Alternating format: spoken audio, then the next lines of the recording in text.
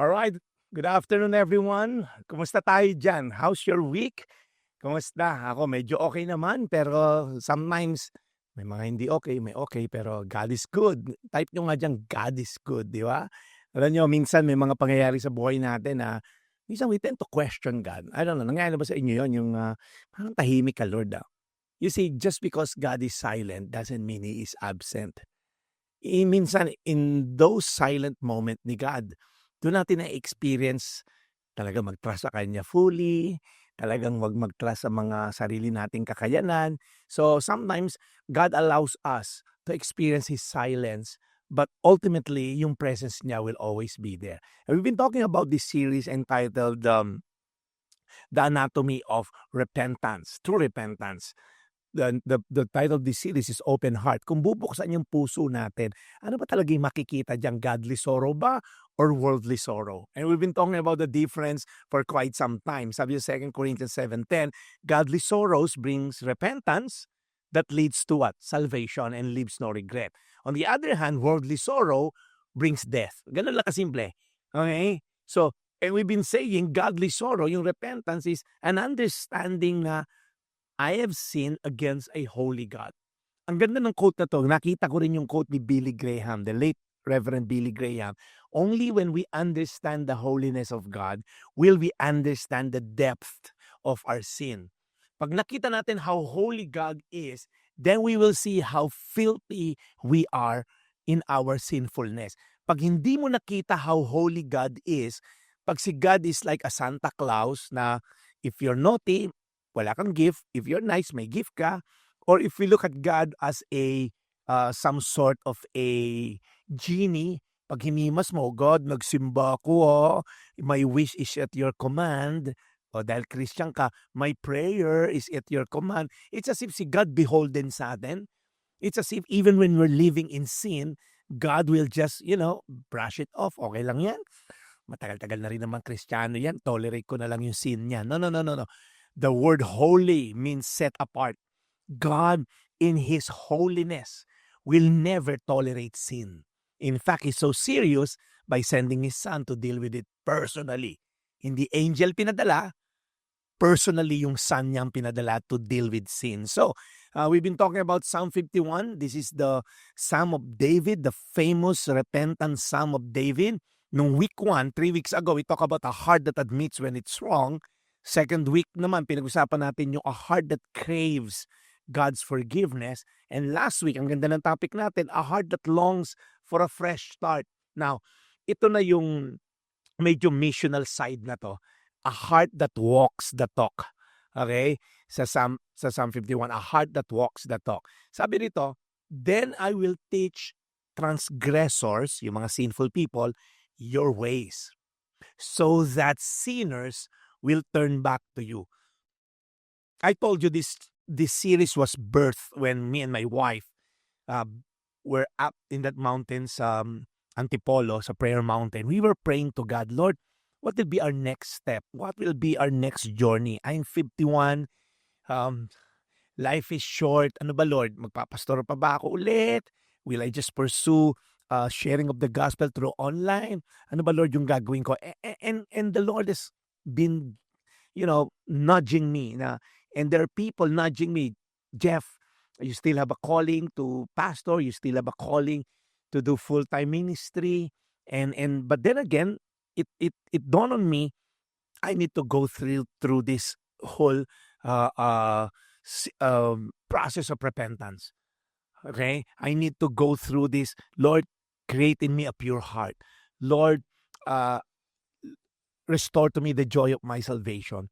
Lord, before I even do anything, before I even teach transgressors your way, Lord, I want to do this. Kaya nasa verse 13 to.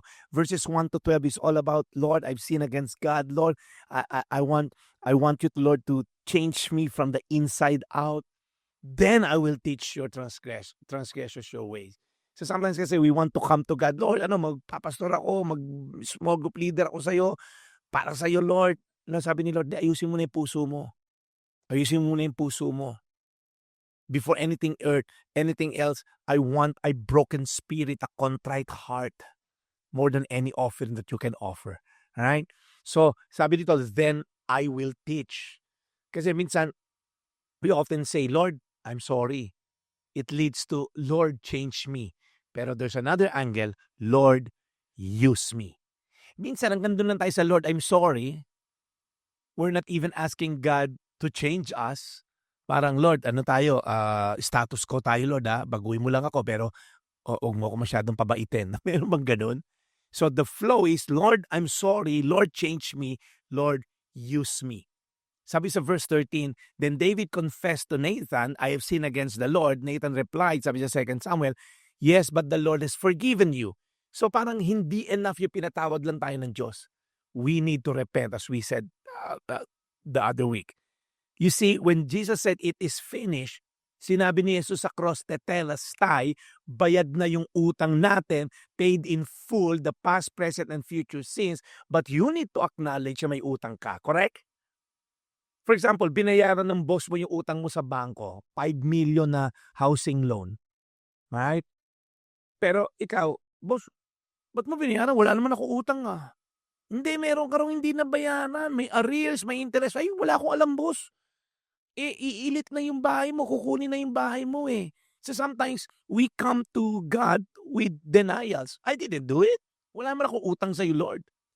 So minsan naman, we tend to do deflection or it was justified naman. Yung ginawa ko, hindi ako magsisisi kasi dapat lang sa kanya yon. Minura niya ako, murahin ko rin siya. So we feel sometimes it's justified. Yung iba naman, deed-based. Ibig sabihin, I can pay for it. Lord, hindi ko kailangan yung pagbabayad mo sa krus. I can do it. I can pay for it. But some of you here today, hindi denial, hindi deflection, hindi deed-based. We are asking for divine intervention. Lord, help me. Tulungan mo ko, Lord. Because again, cheap grace is preaching of forgiveness without requiring repentance. Sabi ni Dietrich Bonhoeffer, isang German theologian. So, we've been talking about the focal point or the focus of God's preaching, si Jesus, nung nandito sa lupa, it's all about repentance. Repent for the kingdom of God is near. John the Baptist, repent for the kingdom of heaven is near. The disciples repent then and turn to God, sabi sa Acts 3:19. So, when you say, Lord, I'm sorry, Lord, change me, Lord, use me for your glory. Minsan, kadalasan lang, Lord, I'm sorry. That's it. Alright? After nating mapatawad ng Diyos, after nating makahingi ng tawad sa Diyos, after nating mag-desire ng new heart from God, after nating ma-cleanse with hyssop and purge me with hyssop, stuff like that, then what's happened next? When you're clean and restored, then I will teach sinners your ways. Then it becomes missional. Sinners will turn back to you. David isn't just seeking personal restoration, but transformation that will impact the world, impact others. So, una nating pag-usapan is a heart that shares. Pag ito, na-restore ka na ni Lord, ang unang agenda ng puso mo, a heart that shares. Okay? Yung word na Hebrew na ginamit doon, I will teach, the word alamda, it's a Hebrew imperfect tense indicating ongoing, passionate instruction. So, hindi lang siya yung mag-share lang ako isa, okay na ako, kota na ako. No, it's an ongoing, passionate instruction. I will teach. Remember the story of the healing of a man possessed by legions of demons? Naalala niyo yun? Yung mga demonyo pinadala sa baboy. Right?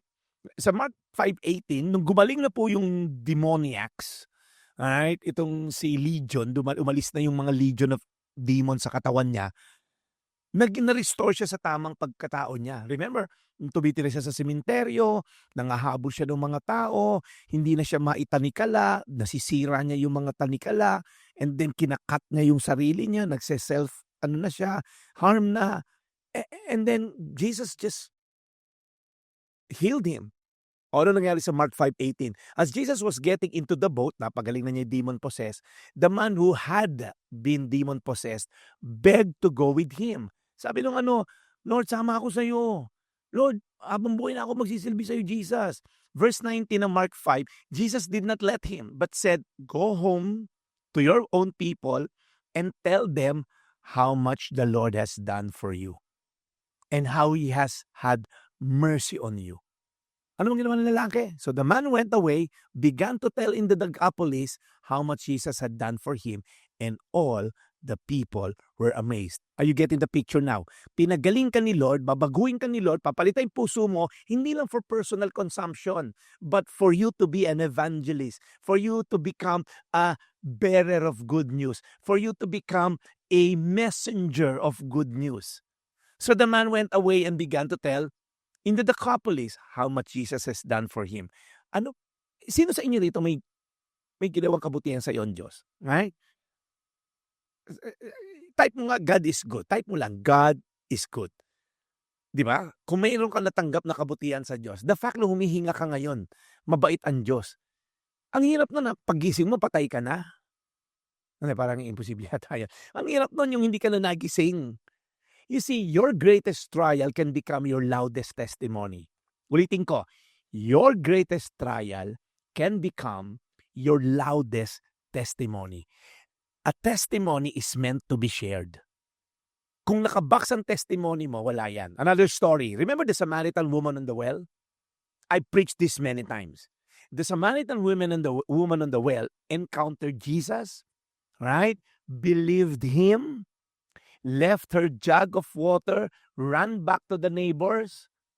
Remember, this woman was socially outcast, racially outcast, spiritually outcast. Ang dami niya naging asawa, I think nakalima siya, yung pang-anim na kasama niya, hindi pa niya asawa.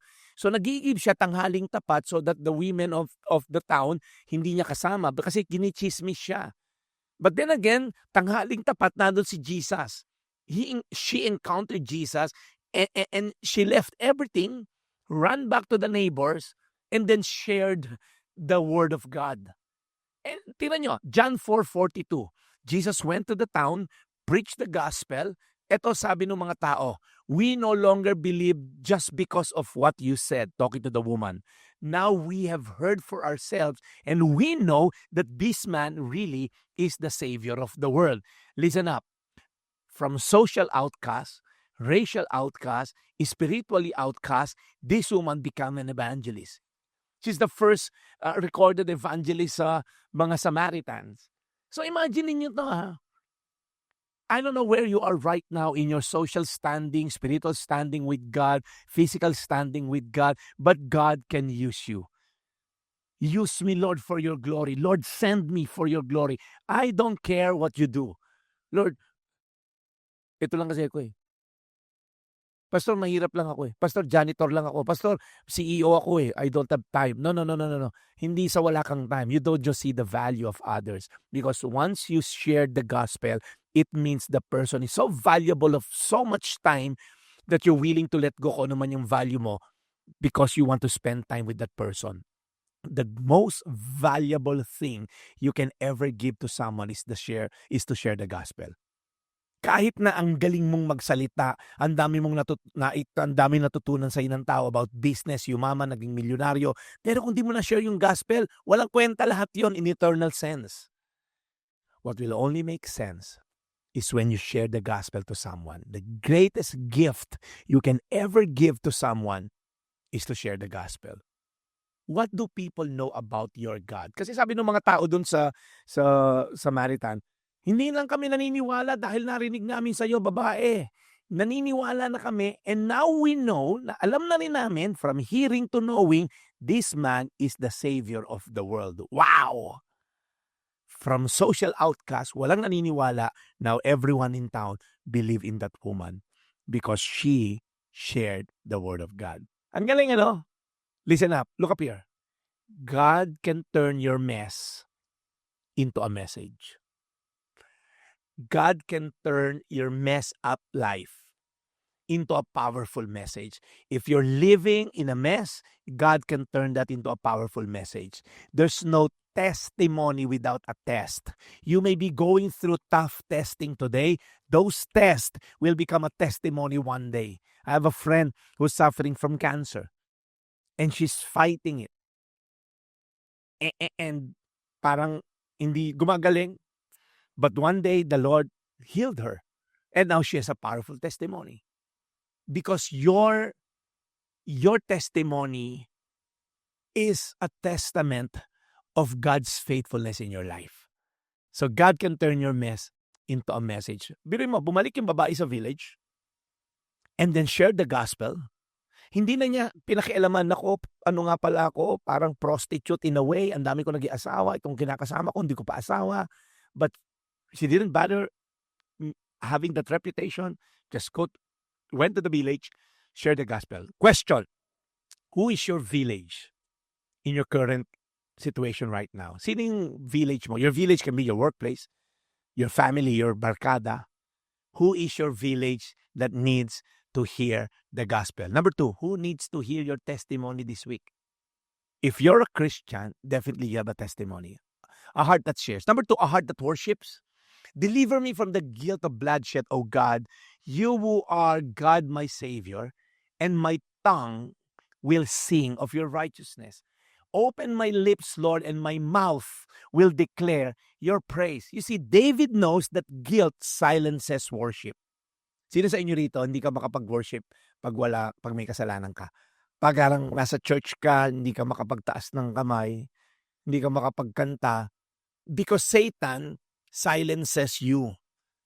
Tataas ka pa ng kamay. Kanina lang pornography binapanood mo. Ngayon may pa-Bible ka pa. Tataas ka pa ng kamay dyan. Kanina sasabungan ka Kristo. Ngayon, kay Heso Kristo ka. Tataas ka pa ng kamay dyan. Maaari na ako. Naglulokon lang tayo. Nagdamit ka na. Magsisimba ka pa. Paglabas mo, magsisex lang kayo ng girlfriend mo. Ano ba yan? David knows that guilt silences worship. Sin seals our lips. But repentance opens them wide. It's receiving God's forgiveness that opens our mouth wide. Peter and John, last story ko na yata to. Peter and John, remember, healed a crippled man. Alam niyo yun? Pagdaan nila, silver and gold I have none. In the name of Jesus Christ, walk. We know the story. After that, they preach a powerful sermon sa Acts chapter 4 yon, and a lot of people got saved because they healed a crippled man since birth. But many who heard the message believed.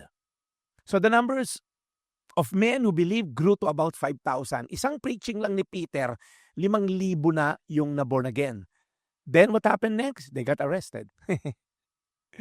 Remember, Charlie Kirk was murdered for preaching the gospel. These guys were arrested. They're gonna be jailed for preaching the gospel. Ano ba sabi kanina ni David? I will teach transgressor your way so that sinners will turn back to you. So, hindi lahat masaya pang sinners turning back from sin and turning towards God. May mga kampon talaga ni Satanas na talagang makukulitan. So, we know the story. Peter and John in front of the whole leadership ng mga Pharisees. Nandun yung former high priest, current high priest, and everyone was there. And they were questioning Peter. Kanino authority ka muna palakad to? Kasi hindi nila ma-deny na nakalakad yung lumpo. So after questioning, wala silang maikaso kala Peter and John.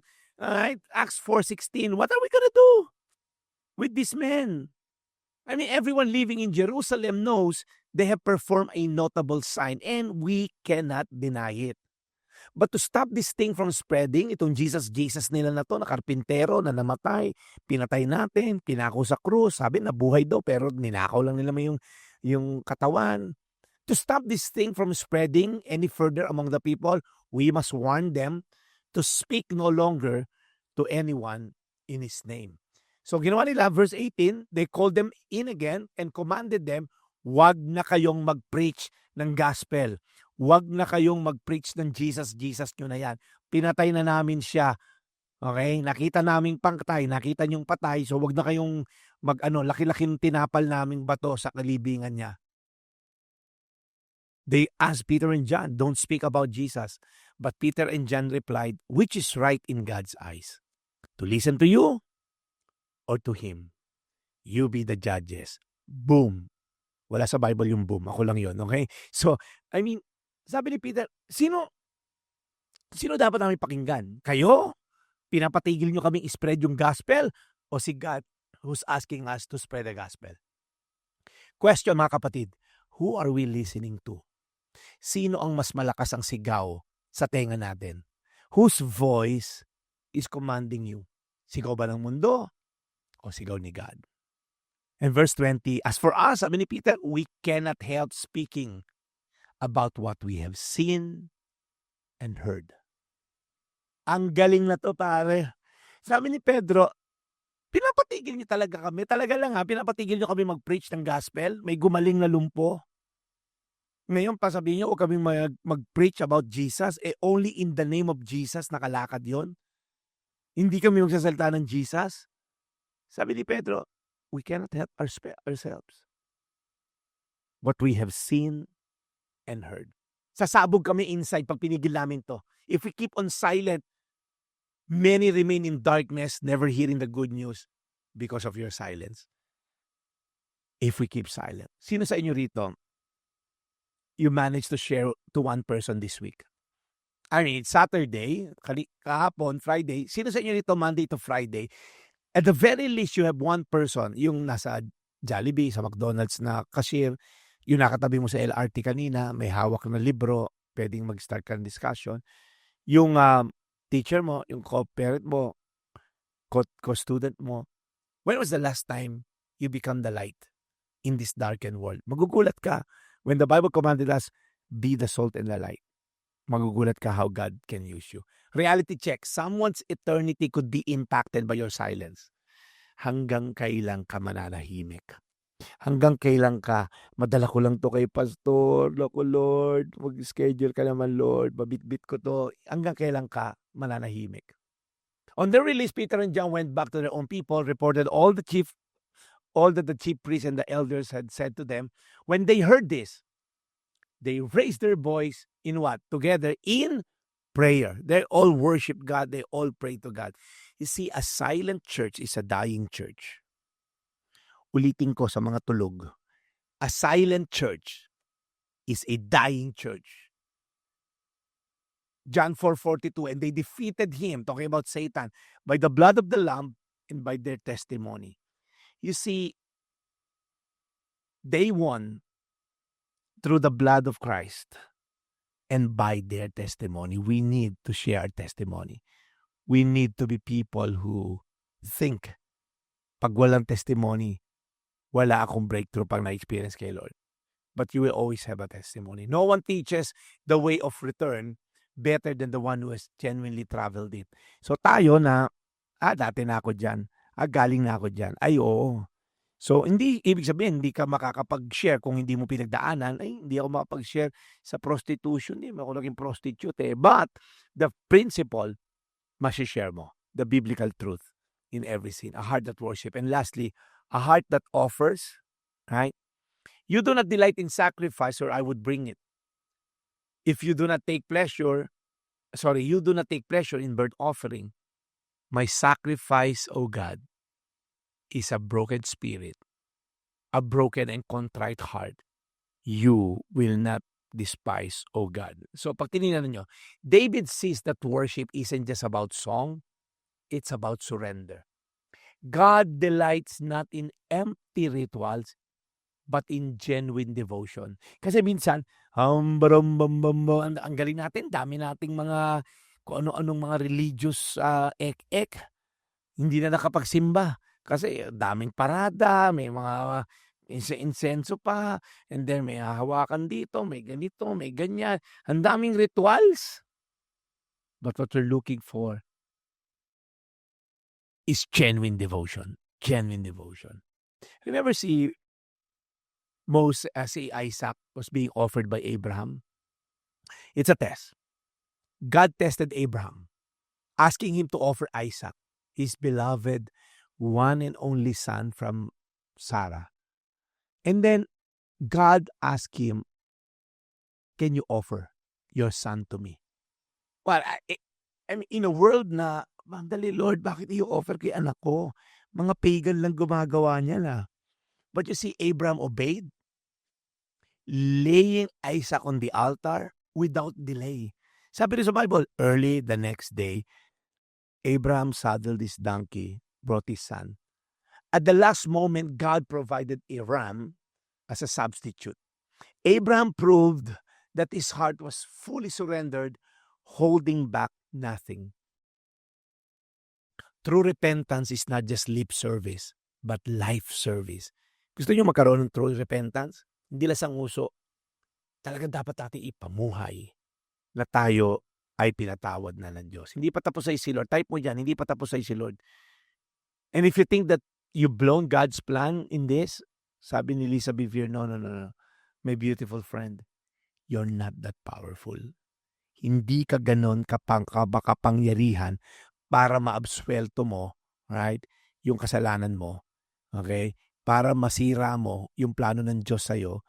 Lord, wala na akong pag-asa. Lord, wala na. Beyond redemption na ako. Jesus, hindi mo alam gaano kasama. No, just come to God. Lord, I'm sorry.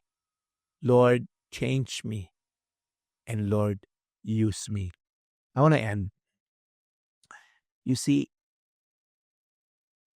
as much as I want to parang end this series by saying na alam nyo, kaya nyo yan. Alam nyo, proseso lang naman yan. After nyan, okay na, tuloy-tuloy na. No, I think repentance is preaching the gospel to ourselves on a daily basis. Repentance is understanding that, Lord, I've failed. Repentance is a heartfelt sorrow for sin. We might not be intentionally doing it, but sabi nga ni James, sino ba perfect sa atin? But you see, the effect of sin is no longer parang available sa mga taong na born again. Wala nang sting, yung sin and death. But I want to challenge everyone. I want you to really focus your walk with God by having this clean and pure heart, creating me a pure heart. Nalulungkot ako whenever I see people that church has been a Sunday tradition, going to church has been a family gathering, and there's nothing wrong with that. But a family gathering lang for the sake, sabay-sabay tayo mag-lunch after, pero pag nasa church, nagte-cellphone yung anak, yung tatay nagche-check ng status ng bitcoins niya, yung misis lang ang nagte-take down ng notes. Kadalasan, I'm not saying all. Tapos parang yung church is just a way for them, nag-gather tayo, o kain na tayo, then buhay lahat. So it saddened me whenever people are just taking it, lightly, the nature of sin, but sin is missing the mark. You're missing the mark that God has for you. And today, I want to encourage everyone. God wants you to lay down before Him lahat ng mga pretension natin, lahat ng mga insecurities natin, and God wants to heal you and restore you. So, let me just pray. Father in heaven, we thank you. Lord, we know that this series has been helpful. This series, Lord God, has brought us to a place of repentance, and praise God for that. Lord, lahat naman kami, Lord, may mga area na kailangang i-repent. But Father, today, as we learn, Lord God, about the anatomy of true repentance, Lord, help us, Lord God, to be man and woman who are actively involved, Lord God, sa affairs sa mga anak namin. So, Lord, patawarin niyo kami, Lord God, whenever we feel like hindi naman namin kailangan mag-repent. Mas marami pa nga masasama sa akin, hindi nag-repent. Or sometimes we feel na hindi, repent lang ako pero hanggang doon lang, Lord, Huwag na yung mga meron pa i-request na iba. But Lord, you've commanded us to a full circle. Lord God, you've commanded us, Lord God, to go through this process so that walang maiiwan, Lord, na gap. That in every segment of that process, your presence is evident, Lord God. Because apart from your presence, walang kwenta, Lord, yung gagawin namin. So Father, right now, as we end this series, we ask that you bless us. Bless us, Lord God, with a greater understanding of your holiness, so that our filthiness will be exposed. Thank you, Lord, for tonight. Bless each and every one in Jesus' name. Amen, amen, amen. Wow! Grabe, hindi ko alam kung anong susunod nating series dito. But I'm so honored and so privileged. At least natapos natin ito isang buwan na to. Thank you so much for joining me in this sermon series entitled Open Heart, the Anatomy of True Repentance. God bless you, and please do join our WhatsApp community group. I do hope and pray na maging part kayo nun so we can all together enjoy being in that group. God bless you and we'll see you next week. Kaya natin. God bless.